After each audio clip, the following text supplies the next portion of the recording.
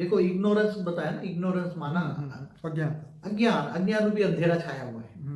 अज्ञान रूपी अंधेरा छाया हुआ है, इतना छाया हुआ है। और लोग डराते हैं, आज धर्म गुरुओं के पास जाते हैं तो लोग डराते हैं, गुरु अपनी घंटी बांध के, उसको तो ज्ञान नहीं है। आज लोग भटक रहे हैं, ज्ञान के लिए भटक रहे हैं। बेहद की आत्मा जो हाई क्वालिटी आत्मा है वो ज्ञान के पीछे ये गुरु छोड़ छोड़ कर बांध रहे, भटक रहे हैं ज्ञान, मगर ज्ञान सागर में डूबना चाहते हैं, मगर ज्ञान नहीं है ना। बाबू जी, यहाँ एक और क्वेश्चन निकल के आता है, क्या जीवन मृत्यु ये सेल्फ रियलाइजेशन का ज्ञान नहीं है उसके कारण होता है या हमारे कर्मों के कारण होता है? क्या हमारे कर्म हमें फोर्स करते हैं जन्म लेने के लिए?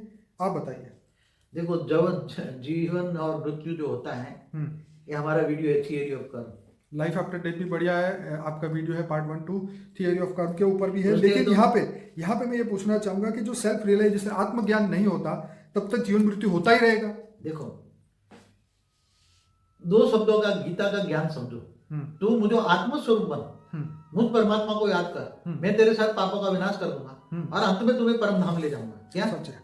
तो तुम्हें जन्म मरण से चक्र से छोड़ने के लिए तो कर्म तो विकर्म विनाश करना ही, पाप विनाश करना पड़ेगा।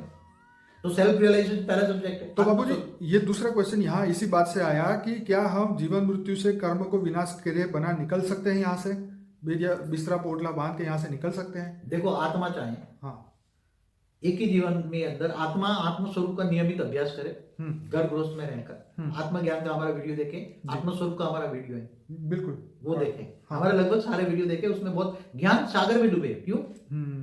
ज्ञान, कितना ज्ञान चाहिए उसको? सागर ज्ञान सागर, इतना नॉलेज चाहिए उसको। ज्ञान गंगा में स्नान करने से कुछ नहीं मिलेगा। आजकल लोग ज्ञान नदी बन के बैठ गए हैं और नदियां भी सूख रही है, और समुद्र बनने के लिए तो मन से बाहर निकले तो समुद्र पे पहुंचे ना। आत्मा का ज्ञान जो आत्म स्वरूप पहुंचे तभी तो वो सागर जितना बड़ा। देखो अपने आप को सेल्फ रियलाइजेशन करने के लिए, आत्म स्वरूप का अभ्यास करने के लिए दुनिया का भर का नॉलेज चाहिए उसको। हाँ, क्या है?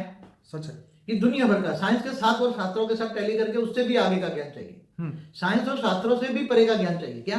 साइंस को तुम जानोगे तो गैलेक्सी माना, अनंत कोटि ब्रह्मांड, यूनिवर्स, मल्टीवर्स कैसे बना, क्यों बना, कहाँ, उसके मालिक ने कैसे बनाया, उसका मालिक कौन है, जैसे शिव, महाशिव, परमाशिव हम बताते हैं ना। तो इतना नॉलेज होनी चाहिए कि मैं किस आत्म स्वरूप बनने के लिए उसको परमात्मा का तो सहारा चाहिए ना। जी। जब तक सेल्फ रियलाइजेशन कम होगा, जब आत्म स्वरूप की अनुभूति कब होगी, जब वो परमात्मा को जाने जी।